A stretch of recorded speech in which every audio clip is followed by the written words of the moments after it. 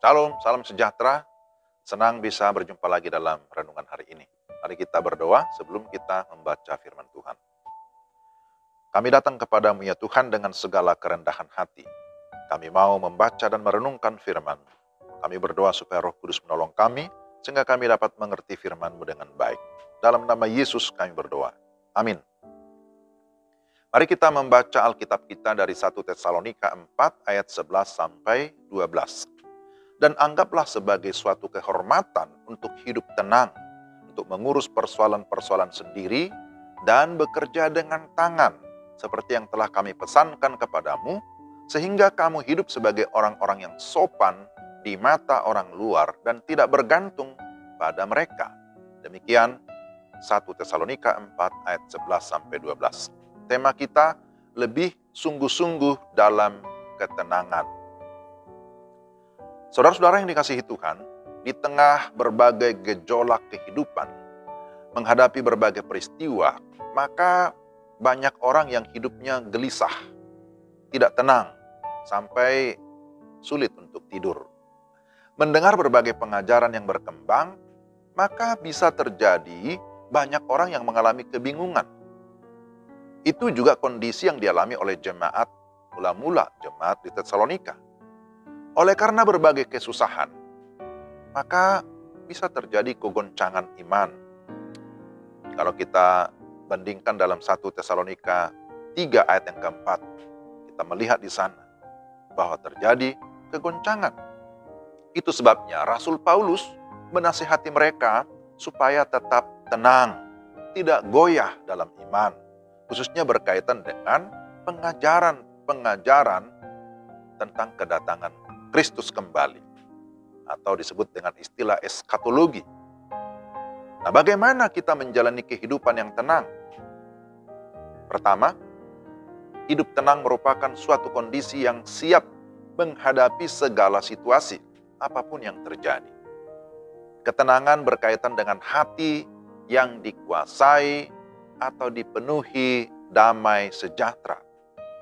Ketenangan menempatkan kita pada posisi yang terhormat, karena kita tidak dikuasai oleh dunia atau keadaan.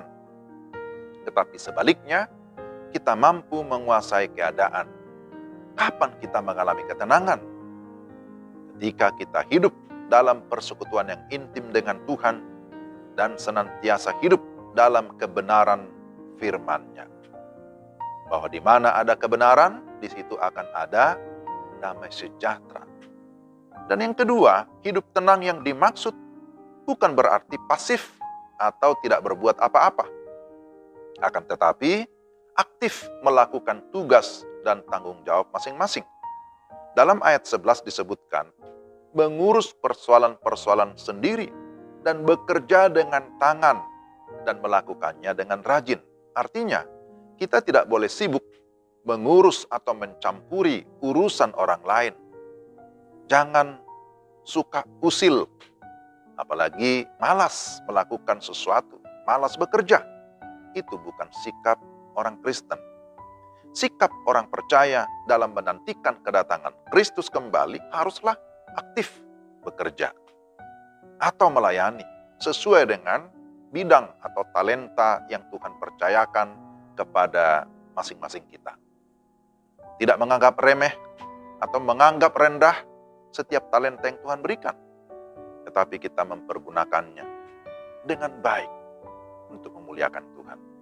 Ketiga, hidup tenang dapat menjadi berkat dan kesaksian bagi orang lain. Ketika kita tidak mencampuri urusan orang lain, maka orang lain akan menghormati kita karena kita berlaku sopan. Orang lain akan respek kepada kita karena kita tidak pernah menyusahkan mereka atau tidak bergantung kepada mereka. Itu ayat 12. Jadi ini hal-hal yang disebutkan di sini, hidup di dalam ketenangan. Jadi saudara-saudara, hidup tenang berbicara tentang kemampuan kita untuk dapat menguasai diri, sehingga kita tidak menjadi batu sandungan bagi orang lain. Tetapi juga hidup tenang yang dimaksud siap menghadapi segala situasi, termasuk situasi yang sulit, termasuk adanya berbagai pergumulan ataupun penderitaan. Hidup tenang tidak berarti kita diam, pasif, tidak melakukan apa-apa. Bukan itu yang dimaksud. Akan tetapi menjadi seorang yang bertanggung jawab tanpa harus menyusahkan orang lain. Rasul Paulus berkata, kamu harus lebih sungguh-sungguh hidup dalam ketenangan supaya kamu bisa menjadi kesaksian bagi lingkungan sekitarmu. Mari kita berdoa. Tuhan, terima kasih firman-Mu meneguhkan iman kami.